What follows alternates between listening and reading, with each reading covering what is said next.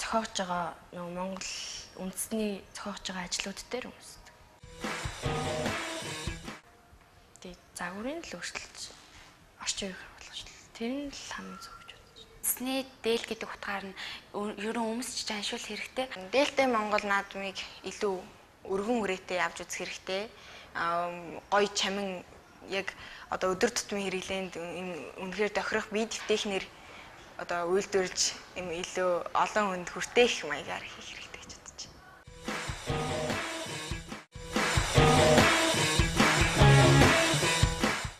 Америкийн нэгдсэн улсын Нью-Йорк хотын зоогийн газрууд болон уушны газруудад чихэрлэг ихтэй ундаа болон хийжүүлсэн ундааг худалдаалахгүй байх тухай шийдвэр гарсан ч энэ нь иргэдийн эсрэг үзэлтэй тулгараад байгаа юм байна. Энэ жилийн хавар тус хотын захирагч Майкл Блумберг санаачлан эрүүл мэндийн шинжээч нартай 7 сарын туршид хамтран ажилласныхаа дараагаар тек 147 литрийн хэмжээтэй сав бүхий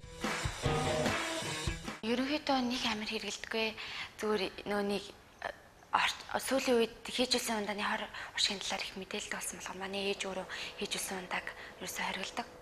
Маш их хэрэгэлдэг нөгөө шилтэй ундаг гэдэг чинь тий тэр ялангуяа нөгөө хэмжээ нь бага. Тэгээд зоогийн газар ч гэдэг юм уу сургуулийн зоогийн газрууд их зардаг болохоор тэрийг хурдан хугацаанд аваад дуучдаг болохоор тэр л тэгж байдаг болохоор маш их хэрэгэлдэг. Энэ нь болохоор бүр маш их гэж хэлж болно. Тэгээд нөгөө өдөр тутам бараг цаг тутам хүмүүс одоо ингээм ам цангалаа ихэд дандаа хийжүүлсэн ундаа ч юм уу тиймэрхүү баяр ёслолоор ч гэсэн тэгээ юм үзэж зүрийн газар ч гэсэн хөвчлийг хийжүүлсэн ундааг хэрэгэлдэг. Ер нь бол их хэрэгэлдэг шүү. Тэгээд одоо ч нөгөө эрүүл хооллолт, моллолт гэдэг айгүй их тим юм явдаг гэсэн болохоор одоо ерөнхийдөө бол ойлгож эхэлж байгаа хийжсэн ундааг хортой муу гэдэг тийм. Ясны сэргэжилт гэдэг өвчин байна. Тийм олон туршилтууд бид нарт танилцуулдаг. Тэгээд ерөнхийдөө бол чихрийн шижин гэдэг айгүй олон өвчин байна л да. Хийжсэн ундаа ерөнхийдөө бид мааштай тий. Хийжсэн ундааг хэрэглэхээр хүн таргална. Тэгээд чихрийн шижин өвчтэй болно. Тэгээд нөгөө шүд цоорох. Тэгээд тиймэрхүү нь болоод. Тэгээд бас нөгөө донтох хэлээ тэрийг уусаар агаад донтох өвчтэй болдог гэж сонссон. Чихрийн шижин их маш их хэмжээний сахар агуулсан учраас байнга ухтал чихрийн шижин. Тэгээд бас ясан техмо байдаг хөшин настай хүн бол байнга угаад хахад ясан ширэгжээл нэг тиймэрхүү. Ясны сэргэжил тэгэл ясал их гэмтдэг. Тэгэл тэр нь үеийн мөчөнд ороод цаашаа хүндэрч болдог гэсэн. Үгүй ерөөсөө хэрэгжээгүй. Урд нь л худалдаг байсан. Тэгээд манай сургуульд бол байхгүй. Гэтэ зоогийн газар ч юм уу тиймхүү газруудад орохоор байдаг шүү дээ. Манай сургууль хэсэг бол амар нөө нэг шилтэй MCS их зардаг байсан. Одоо ер нь зарах нь нэг зарахгүй байгаа л. Гэтэ эргэн сургуулийн гадна талын бүх гуанз тэгэл дэлгүүрүүдээр зарагддаг болохоор бид нар бас хичээл тараад хамт олноороо гуанзанд орцохороо бас аваад уучдаг. Хэрэгжиж байгаа. Зархаа байсан. Гэхдээ одоо гараал нэг энгийн дэлгүүрт ороход хамгийн хямдхан ундаа л хийжсэн жижиг ундаа байдаг штэ тий. Тэгэхээр ерөнхийдөө бол 10 жилийнхэн бидний өсвөр үеийнхэн бол их эргэлдэг шүү.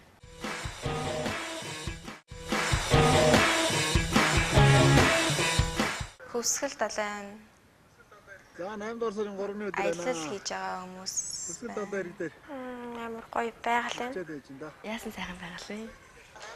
За маань гараад. Монголын хөдөө тал Одоо хөвсгөл далайж байгаа шонгоч. хөвсгөл далаалтай. Мэдээж боломж байгаа. Гэхдээ одоо гадаадын улсуудад байлаа гэхэд мэдээж аялал жуулчлалаараа түүхэн юмнуудаа алдахгүй хамгаалж үзсний одоо жуулчид их очиж үздэг штэ тий. Тэгээд химэл өвс ногоо тавьдаг. Тэр бол хаанч байдаг болохоор мэдээж онгоон тагшин байгалаа хадгалж үлдэх нь л бидний гол хийж чадах, аялал жуулчлал хийж чадах юу баг гэж. Тэр ерөнхийдөө боломжтой жишээлбэл одоо хөвсгөл тэгээд нөгөө ой мод нөгөө бусад орнууд бол ой мод гэж цэнгэг агаар ч юм уус гол мөрөнгө тэрүүгээрээ татах боломжтой. Байгаль их байдаг боловч тэрийгэ хөгжүүлж чадахгүй байдаг. Монгол руу орж ирэх гарцыг чөлөөтэй болох хэрэгтэй юм болоод нэг таардгүй тэгээд бага үт юм шүү. Гэтэ ирж бүр суурьсан амьдарч байгаа хүмүүс бол маш их байд юм. Бага нэлийн өндөр баха гэж бодож байна. Тэгвэл Монгол орн чих сайхан орон хүн болгонд хүртээлтэй Чингис хаан гэл төрөний ярьсан сэдвийн дагуу бол хүн болгон ирэх боломж өндөртэй.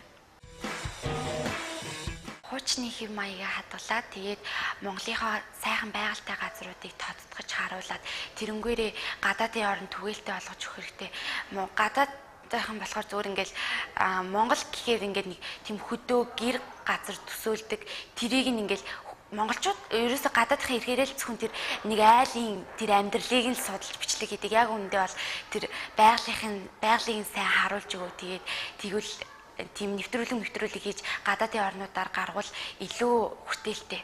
Монгол орныг нэг тийм аялал нөгөө одоо онгон байгальтай ч юм уу тиймэрхүү зүйлтэй гэдгийг жуулч нэг мэдтгүү хаа. Тэгээд хүмүүсээс нөгөө юугаа байглаа ингээ хамгаалахгүй нөгөө зөвхөн тэднийхэнд нөгөө тэдрийгээ сүйдэх гэж юм уу тиймэрхүү зүйл хийгээд байгаа юм шиг санагдав. Тийм болохоор сайн хөгжиж чаддаггүй байх. Мэдээж боломж байгаа. 101 наадмаар ч юм уу тиймэрхүү зүйлээ л хат. Тэрнээс бүр хөдөө нөгөө байгаль зайгалтай газар нэг харж байгаагүй. Наадмаар л харчихсан. Ерөнхийдөө бол таарна сүүлийн гудамжаар явахаар их таардаг л та. Тэгээд ерөн гадаадын орнуудын дандаа тийм доогуур амьдралтай хүмүүс нь зүгээр Монголыг аялахад их амьдралтай болоо гэж бодоод аялдаг юм шиг санагдаж ш. Тэгэл Монголд ирж нэг юм үзэл амьдралаа сайжруулчаал яваад өгдөг. Яг үнэндээ бол тийм талаар нь биш аль болох боломжтой хүмүүсийн Монголд хөрөнгө оруулах маягаар тэгж анхаарлын татчих авчирвал хамаагүй. Голын эрэг дээр аачлаа гэхэд хог тэгэл тэр авийн хүмүүс нь хэртэй хуцаа угааж идэг. Энэ далай дахиж тэр гадаадын хүмүүст ирэх сонирхол төрөхгүй шүү дээ тий. Таарлах яах вэ? Жишээлбэл Ангара Мэлхийн ад руу аялалт явлаа гэхэд байнга л гадаад хүмүүс байдаг. Тэгэл тий гадаад хүмүүс их гоё шүү дээ. Энийг л тий өдөөс их байнга нэмсгэлтэй тэгэл гадуур явж байгаа хаа юм аа гээл тий.